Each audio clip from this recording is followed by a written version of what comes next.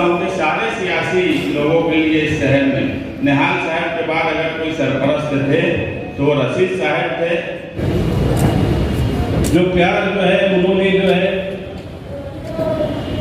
Principal साहब से भी किया, वो भूल नहीं सकते।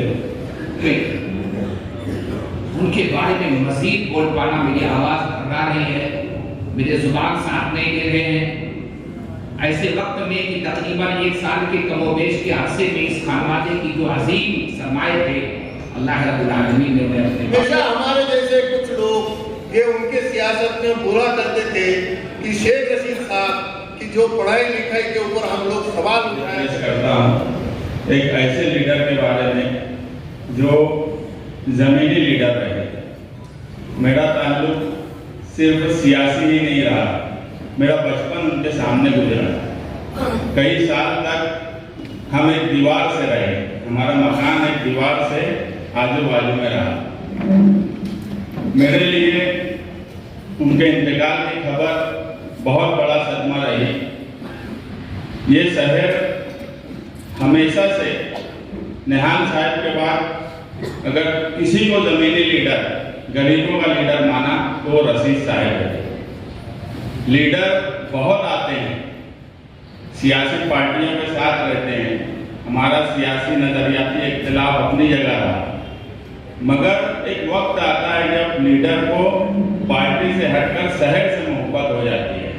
और ये बात मैंने रशीद साहब में देखी। ऐसे कई मौके आए जब नफा नुकसान नहीं देखते हुए शहर के मुफाद में और शहर से मोहब्बत उनकी दिक्कत आई। कई मिसालें दी जा सकती है मगर वक्त कम है, मैं बहुत माजी में नहीं जाऊंगा। कोरोना महामारी के वक्त जब मालेगांव शहर पहली कोरोना महामारी चल रही थी तो सब तरफ हाहाकार मची हुई। उस वक्त धुलिये के एक लीडर ने कहा कि मालेगांव शहर यहाँ का धुलिये में इलाज के लिए या किसी भी तरह आने पर पाबंदी लगा दी जाए। मैं ये बात देखा जब वो लीडर रेस्ट हाउस में आया, पूरा शहर देखा। उस वक्त उन्होंने पार्टी से हटकर नफा नुकसान नहीं देखते हुए उनके सामने ये कहा कि तुमने मेरे शहर के खिलाफ बोला, इसलिए मैं तुम्हारे साथ इस मीटिंग में नहीं बैठूंगा। ये बहादुरी का काम कोई मामूली काम मैं इसको नहीं मानता। उस वक्त भी मैं मेरे साथियों को बोला कि ये काम इस तरह से करना किसी के बस की बात नहीं है। ये बहुत बड़ी बात है जब मालेगांव शहर को अव्वलियत दी गई, मालेगांव शहरियां को अव्वलियत दी गई, पार्टी नहीं सोचा गया। मालेगांव शहर में हमारे जैसे सियासी समाजी काम काज करने जो हम सीख रहे हैं उनके लिए एक सरपरस्त चले गए। कई मौके ऐसे आते हैं, भले हम साथ में ना हो मगर सियासी काम काज हो या समाजी काम काज हो, उनको देखकर हम सीखते थे, भले ही मुखालिफ में क्यों ना सीखते हो। अवामी काम काज किस तरह से किया जाए, अवाम का फायदा किस तरह से किया जाए। रशीद साहब देखो ये किए हैं अवामी मुफाद में, तो हमको भी इस तरह करना चाहिए। हमारे लिए मैं ये मानता हूँ कि सारे सियासी लोगों के लिए इस शहर में निहाल साहब के बाद अगर कोई सरपरस्त थे तो रशीद साहब थे। अब फिलहाल तो मुझे मालेगांव शहर में सियासी लीडर में शहर की सरपरस्ती करता हुआ कोई नहीं दिख रहा है। अल्लाह उनका नेमुल बदल अता करे और उनको जन्नतुल फिरदौस में आला से आला मुकाम दे। आज एक ऐसा इंसान हमसे दूर चला गया है जिन्होंने मालेगांव को इंसानियत जो है सभी मालेगांव को दी है। आपने सुना सभी से जो है कैसे वो सभी जनों को जो है एक साथ मिला के जो है भाई आप थोड़ा सा बंद कर दे प्लीज, आगे आना बंद कर दे। ये जो है आपका प्यार जो है आपके दिख रहा है। जैसे जैसे वो वक्त गुजरता जा रहा है उतने लोग जो है इसमें जुड़े जा रहे हैं, क्योंकि सबको जो है आपने अपनी तरफ से जो है उनको दुआ देना चाहते हैं। मैं ज़्यादा वक्त नहीं दूंगा, पर एक ही कहता हूँ कि ऐसा इंसान हमसे दूर हो गया है जिन्होंने मालेगांव को जो है इंसान का जो है रास्ता सिखाया, एक साथ जो है सबको मिला के जो है कदम से कदम चलना सिखाया। राजनीति में भी थे, महापौर बने, आमदार बने, उन्होंने जो है इस मुकाम का जो है वो लोगों के लिए जो है उन्होंने काम किया। कैसे गरीब जनता की वो सेवा करे, उनको एक अच्छा जीवन दे सके, उसके लिए उन्होंने हर वक्त जो है उन्होंने परिश्रम किया। मुझे याद है आपने अभी जो मालेगांव को जोड़ता है गंगा नदी का पुल जो है, आप अभी वहाँ से जो है सफर करते रहते हैं, पर आपको ये बताना चाहता हूँ कहीं पहला लेकर भुजबल साहब को जो है कि वो पुल बांधा जाए, वो शेख रशीद साहब ने जो है पहला लेकर जो है भुजबल साहब को दिया। उन्होंने भुजबल साहब को कहा कि देखो एक ही पुल था, बराबर नहीं था, इतनी जो है वहाँ पे ट्रैफिक होती थी, तो उन्होंने कहा कि कैसे भी करके जो है ये पुल जो है बांधा जाए ताकि जो है जनता को जो है वो वहाँ से आने जाने की जो तकलीफ हो रही वो दूर हो जाए। भुजबल साहब ने तभी उनको बोल दिया कि हम जो है पहला जो है ये पुल जो है हम करेंगे। ऐसे थे रशीद साहब, उनके बारे में कहना तो बहुत ही कम होगा, क्योंकि सबके जो दिल में जो रशीद साहब बसे हुए एक अलग अलग तरीके से बसे हुए, जो जो काम किया है उन्होंने इस मालेगांव के लिए वो कोई भूल नहीं सकता। जो प्यार जो है उन्होंने जो है भुजबल साहब से भी किया वो भूल नहीं सकते। आज जो है खास भुजबल साहब आज सेशन में है, नागपुर में आपको पता है सेशन चालू है, उन्होंने खास बोला कि मेरी तरफ से जो है आप जो शेख रशीद साहब के यहाँ पे जाके जो है आसिफ साहब को जो है उनको कहना कि अगर शेख रशीद साहब जो है यहाँ पे आज अपने पास नहीं होंगे, फिर भी जो है हम आपके साथ है। मैं इतना ही दुआ करूँगा कि और अल्लाह ताला से यही मांगूंगा कि जो है शेख रशीद साहब को जो है आप उनके आत्मा को शांति दें और आसिफ साहब और उनके परिवार को जो है इनसे उभरने की जो है शक्ति दे। यही मैं आप सभी की तरफ से जो है दुआ करूँगा।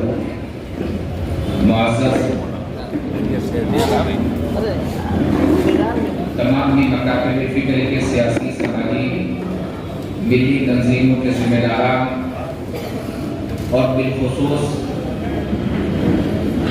मकतूल शेख रशीद शेख सफ़ी खानवाला, आज की ये जो नशिस्त है एक ताज़ियती नशिस्त है और उस शख्स के बारे में चंद जुमले बोलना है जिसकी पूरी जिंदगी एक इनकलाब रही है, जिसकी पूरी जिंदगी एक नमूना रही है। शख्स के बारे में तो बोला जा सकता है, लेकिन शख्सियत के बारे में बोलना बहुत मुश्किल काम है। मैं देख रहा हूं ये जो चेहरे दिख रहे हैं ये किसी न किसी सियासी समाजी मिली तंजीमों के नुमाइंदे हैं।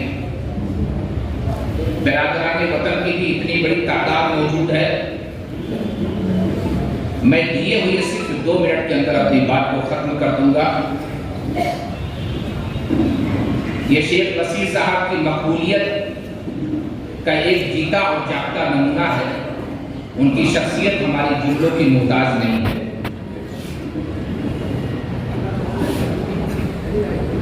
और आज की इस घड़ी में मैंने उनकी जिंदगी को बहुत करीब से देखा और जो मैंने महसूस किया, तमाम तरह किस्म की बातें आपके सामने आई। सियासत से जुड़ी हुई बातें हैं, बहुत सारे मसाइल से जुड़ी हुई बातें हैं, लेकिन मैं एक जुमले में अपनी बात कह देना चाहता हूं कि मैंने उनको एक अखलाकमंद इंसान पाया। और दुनिया में अगर सबसे अजीम कोई सरमाया होता है किसी के पास, वो उसका अखलाक होता है।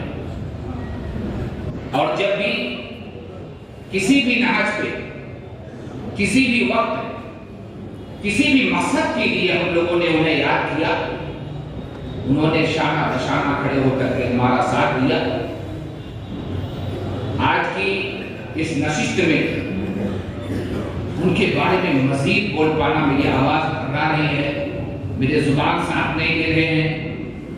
ऐसे वक्त में कि तकरीबन 1 साल के कमोबेश के अरसे में इस खानवादे की जो अजीम सरमाए थे, अल्लाह रब्बुल आलमीन ने उन्हें अपने पास बुला लिया। ये शहर के लिए बहुत बड़ा नुकसान है। अल्लाह उसकी तलाफी के लिए हमारे लिए असबाब पैदा कर दे। और मैं चूंकि कुल जमाती तंजीम का भी नुमाइंदा हूँ, जमीयत अहले हदीस मालेगांव का भी नुमाइंदा हूँ, जमीयत अहले हदीस महाराष्ट्र का भी नुमाइंदा हूँ, मैं जुमला तमाम तंजीमों की तरफ से शेख रशीद खानवादे और उनके अहले खाना, उनके दोस्त अहबाब, उनके सियासी समाजी मिली तंजीमों के जितने भी उनके रफ़क़ाए कार हैं, मैं तमाम ही लोगों के सामने इज़हार ताज़ियत पेश करता हूँ और दुआ करता हूँ कि अल्लाह रब्बुल आलमीन उनको छोटा से छोटा तबका जो कभी सियासत में नहीं था, जो किसी के गिनने में भी नहीं था, वो छोटे से छोटे के समाज के लिए एक भरोसा दिलाने का, जज्बा दिलाने का काम उन्होंने किया। वो लोग एक इकट्ठा जमा हो गए। अभी खातून एजुकेशन के बारे में कहा गया, वो कह गए जैसे ही छोटे छोटे समाज के तबके के लोग इकट्ठा होना शुरू कर दिए, उन्होंने अपने बच्चों की परवरिश और उसके लिए आगे अपना सोचना शुरू किया। रशीद साहब में ये भी ताकत थी, क्योंकि हमेशा ये शहर, हमेशा हमारे जैसे कुछ लोग ये उनके सियासत में बुरा करते थे कि शेख रशीद साहब की जो पढ़ाई लिखाई के ऊपर हम लोग सवाल उठाया करते थे, वो आदमी ने, देखो आप समझ लीजिए इस बात को, कितनी स्कूलें थे गांव में। आज आप गांव का चारों तरफ का चक्कर मारो और देखिए छोटे छोटे बस्तियों के नजदीक कैसे कितने कैसे स्कूल खुली। आज इस शहर का गरीब से गरीब आदमी अपने पूरा जान निछावर कर देता। उसने ये समझ लिया कि अगर अपने बच्चों के अगर कुछ करने का होगा तो उसको शिक्षा का, पढ़ाई लिखाई का, तालीम का जरिया हम लोगों ने अपनाना चाहिए। और हर इंसान ने अपना तालीम का जरिया अपनाया। अपने सारे इधर कई स्कूलों का निर्माण हुआ, स्कूलें खुली, बच्चे जाने लगे। आज आप लोग देख रहे होंगे कि बाद में आसिफ साहब ने भी इसमें काफी मेहनत की, सभी लोगों ने की। आज जेईई पास करने वाले, नीट पास करने वाले, सीएडी पास करने वाले कौन से तबके के लड़के जा रहे? वो ये ऐसी परीक्षा पास करके एग्जाम देकर निकलते और उसकी जो तैयारी की जाती, उनको कोई खर्चा नहीं आता। वो सारे स्कॉलरशिप में लोग पढ़ते हैं। ये सब बताने का, ये सबको खड़ा करने का एक हौसला शेख रशीद साहब अगर है तो हम जा सकते हैं, हम आगे भी सोच सकते हैं।